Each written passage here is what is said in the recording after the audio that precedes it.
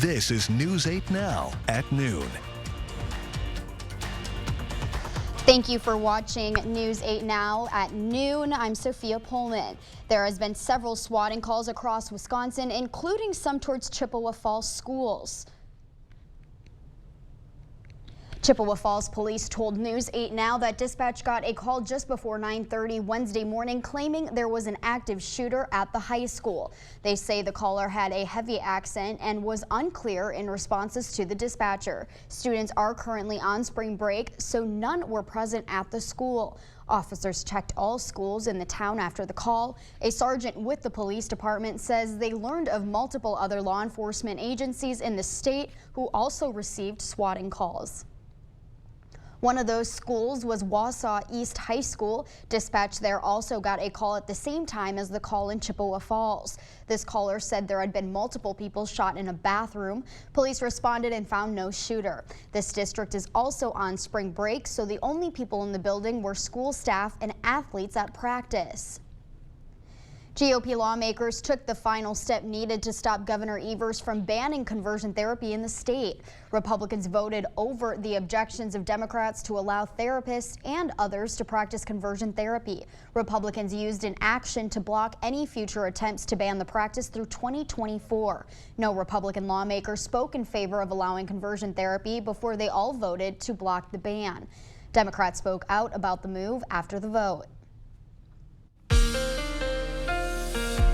Well, for some of us down to the south, it was a bit of a snowy start, while the rest of us saw mainly cloud cover and overall some pretty dry weather conditions. But I do want to show you here the last 12-hour satellite and radar loop, and you can see during the early morning hours, once this loop restarts, you can see a bunch of snow moved across our southern zones, and then after that it was pretty much dry after that. But you can see some of those snowfall reports coming in now. Postville picked up the most, around 5.1 inches. Mosqueda picked up around 3.5, DeSoto 3.2. Avoca there 2.5, and Prairie du Chien and Waukon about 2 inches there so far were some of the highest totals that I can find. Current temperatures right now into the low to mid 30s, 36 in La Crosse now, 32 the freezing mark right there in Eau Claire, 37 Black River Falls, 36 in Sparta, same or actually a little bit warmer, just a tad, in Boscobel at 37 degrees, and Prairie du Chien right now is at 34. So what does the rest of the day look like? Well, I'm happy to tell you that what you're seeing outside right now is pretty much going to continue. We're going to see mostly sunny skies really throughout the remainder of the day today, and slightly cooler temperatures than what we've been dealing with recently, also under a light northerly wind flow as well. We'll talk about your full weather forecast to let you know if there is any more precipitation chances later this week. Sophia? Rural areas are seeing a shortage in healthcare workers, including pharmacists. Toma Health and UW-Madison have been teaming up for the past 2 years to help get pharmacy students experience in a rural hospital setting. A set of students spend 6 weeks at Toma Health. The pharmacy department's director says working in a rural setting means becoming a jack of all trades. We don't specialize in any type of care. We specialize in everything. You can see a lot of things that come into Toma Health that you may not see, in some of the bigger facilities. One of the students wrapping up her 6 weeks at Toma Health is Chelsea Moyer. Moyer is from Green Bay, but says she wants to work in a rural healthcare setting when she's done with her education. She says she likes being a part of a team. So you really got to know those patients, and from day to day you were able to really follow their care and make sure that everything was going well for them. So I really appreciated the opportunity to work so closely with the providers, the nurses, and get to know the patients as well.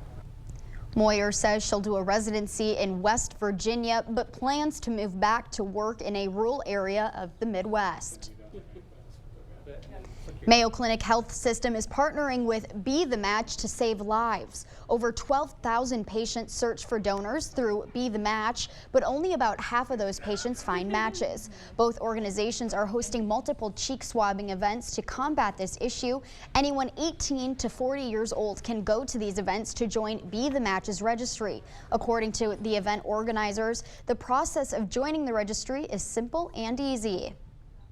It's a very short form. It asks you a couple questions. It takes about 4 minutes, and we can do the swabbing right here. It's about a 10-second cheek swab. Not painful at all, very quick and easy, painless process. There will be another event at UWL's Student Union today from 11 to 2, and we had a guest this morning speaking about it earlier. After a 3-year pause, the conductor wannabes are back. 6 conductor wannabes were unveiled. They are members of the community who raise money towards a charity of their choice in the La Crosse Symphony. Community members can pay $2 to vote for their favorite wannabe. The 2 with the most votes will get to conduct a piece at the symphony's concerts in May. Wannabe conductor Bill LaRue says his charity of choice is the La Crosse Children's Museum.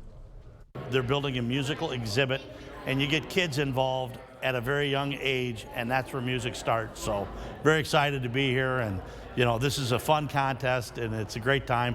And I'd look great conducting the orchestra. LaRue's mom began her career with the symphony in 1949. He says it would be an honor to conduct the symphony with his mom in the audience. Voting ends on May 1st. We have information on how to cast your vote on our website, news8000.com. Still to come today at noon, TikTok CEO is making his case before Congress as lawmakers consider banning the app in the U.S.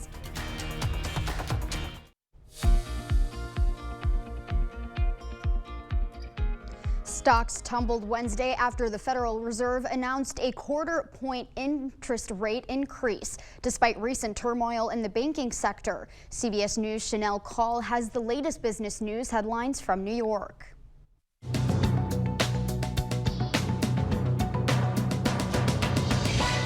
TikTok CEO Shou-Zi Chew will testify before a House committee today.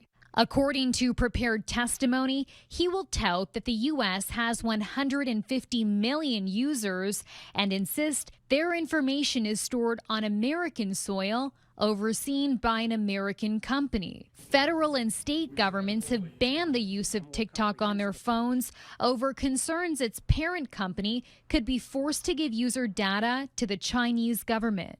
There are now growing calls from U.S. lawmakers for the app to be banned in the entire country. Yesterday, TikTok influencers held a news conference outside the Capitol in support of the app. It's been 13 years since the Affordable Care Act, also known as Obamacare, became law. President Biden, who was vice president at that time, will hold an event to highlight the anniversary of the signature health care bill. The White House says more than 40 million Americans have enrolled in medical plans under the Affordable Care Act. And starting today, items from the Murdaugh family's South Carolina estate are expected to go for sale at a Georgia auction house. Some of the items up for sale include couches and lamps. It comes just weeks after the family's patriarch, Alec Murdaugh, was convicted of killing his wife and son on the property. He was later sentenced to life in prison. That's your CBS News Money Watch report. For more, log on to cbsmoneywatch.com. At the CBS Broadcast Center, I'm Chanel Call. As we head to break, here is a live look at the New York Stock Exchange. Stay with us for more news.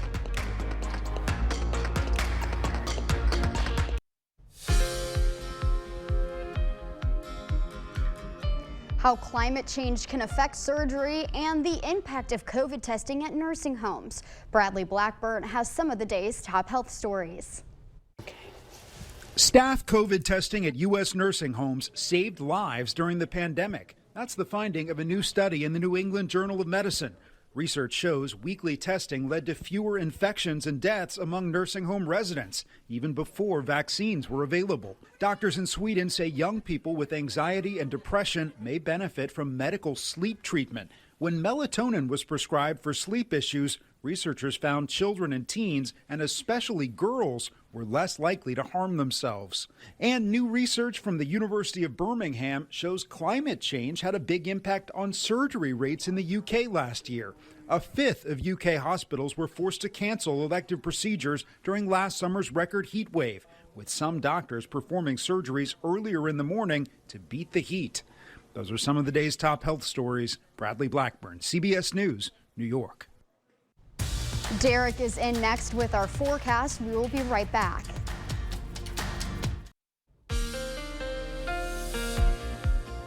Well, it sure is a gorgeous start here to the afternoon. Those clouds that we had here this morning have cleared out, and you can see behind me, as a matter of fact, from City Cam 8, mostly clear skies, maybe a few leftover lingering clouds out there in the distance. 36 degrees is the temperature now in La Crosse. It does feel like 28, though, thanks to the wind chill. We're looking at northwest winds at around 10 miles an hour. Meanwhile, to the north in Eau Claire, currently at 32 degrees, still a lot colder here. Feels like 24, however. Visibility is at around 10 miles here this afternoon so far. Here are some of the snowfall reports that we've gotten so far, and as you can see, they're mainly confined across our southern zone. So as we take a look at some of these totals, you can see areas like DeSoto picked up 3.2 inches, but look at Postville, though, pick up just over 5 inches. Walk-On saw 2 inches there. Decorah, Iowa, around 2 inches as well. Now, meanwhile, further towards the east, Mosqueda picked up 2.3 inches, Viroqua 1.4, Prairie du Chien saw just around 2 inches of snow, and meanwhile back towards the east here in Ovica, looking at 2.5 inches there.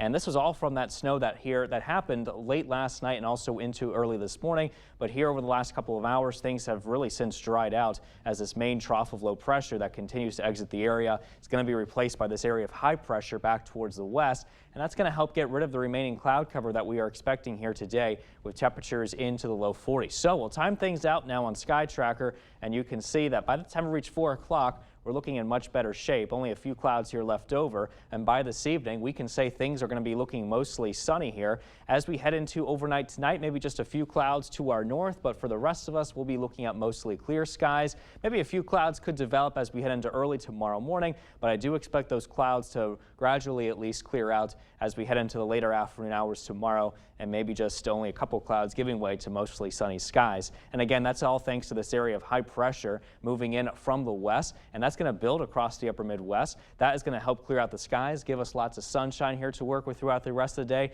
as well as into the day tomorrow. Now, we're going to be watching this next weather maker down to the south. This is an area of low pressure, and depending on how close this system gets will determine if we see any snow here on Saturday. As of right now, some models indicate that may be too far east of us, but if it inches a little bit closer to the west, that could put us right underneath the snow band and give us some better snow chances and therefore some snowfall accumulations to work with. So as of right now, I do have some chances of snow there in the forecast, as you can see, for Saturday, but I'm still thinking that Sunday will be pretty dry. Partly cloudy skies for that day with a high of 48. We'll be looking at temperatures into the upper 40s to low 50s overall here as we head into the rest of this, as we head into next week, really, and lows into the 20s and 30s. Not really a whole lot of sunshine here to work with as we head into next week. I am thinking it's going to be mainly cloudy, so I was adjusting my chair as I was doing that. I'm like, what are you? Yeah. Yeah, I'm still getting used to this La Crosse weather. It's Yeah. back and forth, back and forth. I mean, I grew up in Wisconsin. I should be used to it, but I'm just not. Yeah, I mean, it kind of takes a while. I think that's just the Midwest's weather pattern. It kind of just goes back and forth a little bit. I know like this that, afternoon, no sun. Yeah. Or, well, our afternoon, everyone's morning. Right. There was no sun, and now I'm looking at the thing, and there's sun everywhere. Yeah, we got sun. Thanks, Derek.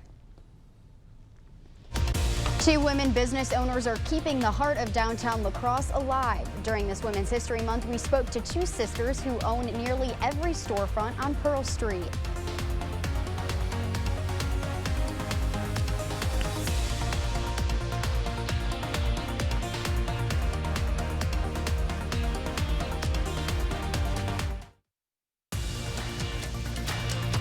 Expect more from News 8 Now. Thanks for watching. Women's History Month is a chance to spotlight women's accomplishments. Of all of the businesses on Pearl Street in downtown La Crosse, at least 8 are women-owned. News 8 Now's Emily Hagen spoke with some of those business owners and shares why their presence matters. Now, I did some research this week and I found out that most of the businesses on Pearl Street are operated by women. In fact, about half of this block is run by one pair of sisters. Downtowns are the heart of a city. On Pearl Street, women-owned businesses help keep that heart beating. Owning your own business, it's definitely a lot of hard work, but it's really rewarding. Asia Thelman and Danny Petersley are a big part of that. They're sisters who inherited their family business, owning not one, but nearly every storefront on West Pearl Street. There's just always so much going on. To Asia and Danny, owning a business, or several, is nothing new. It shouldn't be something that's kind of, like an outrageous concept, really. But still, as female business owners, their role is special. I think that all the different types of people that will own businesses, is the more the better. Just down the street, past shops and studios, Beth Hardung's business is a little more novel. Wow. Yeah. It's like when you're a little kid and you wake up and you remember it's your birthday and you have that excitement. It's like that every single day for me, that I get to come and work at a bookstore. She's owned Pearl Street Books for over a year now, and she's using her role to share the stories of others. The beauty of a book is the story, and that's what these History Months are about. At the same time, she's writing her own. It's a time to remember that there are countless women whose shoulders I'm standing on right now who worked so tirelessly and courageously to fight for equity, fight for justice, fight for opportunity for me. Women at the heart of history. On Pearl Street in La Crosse, Emily Haugen, News 8 Now. If you'd like to check them out, we have posted all of the women-owned Pearl Street businesses on our website, news8000.com. Stay with us. We have one more check of your forecast when we return. Here's a last look at your 8-day forecast. Mostly sunny for tomorrow with a high of 50 degrees. We're watching for a chance of snow showers on Saturday. I know, Sophia, you're not very happy about that. Oh well. Partly cloudy on Sunday, 48 degrees. Mainly cloudy for much of next week with highs in the 40s, low 50s, lows in the 20s and 30s. But yeah, we'll keep our eyes on Saturday. I know before we didn't really have so many snow chances there, but you know, it all depends on exactly the track of that low that we're watching here for the weekend. I'm starting to train for a half marathon outside, and it looks like it's not going to happen Saturday. Thank you for watching our show. Catch us at 5 and 6.